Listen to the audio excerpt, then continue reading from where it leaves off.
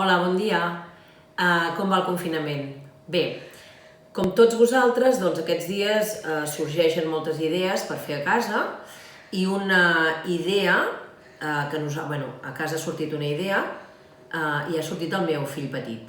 Llavors, crec que està bé compartir-la perquè per nens de tercer, quart, és una bona pràctica matemàtica i molt divertida. La podeu tonejar com vulgueu, depèn del grau de dificultat que li vulgueu donar.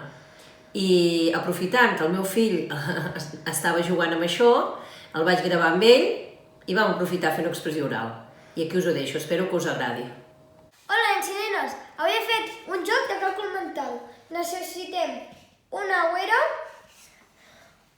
també un color o un llapis per escriure números. Com veieu, jo ho he fet de 3 en 3, però podeu fer de 2 en 2 o de 3 en 3. Podeu jugar amb 3 persones, amb 2, amb 4, amb 5 i el joc consisteix.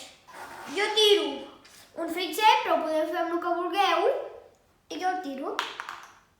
Doncs mira, aquí m'ha tocat un 24 i en l'altre cas el contrincant tira l'altre fitxer i després a ell li ha tocat un 60, val? I a mi un 24. Tenim que endevinar quin és el número. I si ho encerto jo primer, me quedo els fruits secs i me'ls vaig acumulant fins que l'altre jugador se queda sense i he guanyat jo.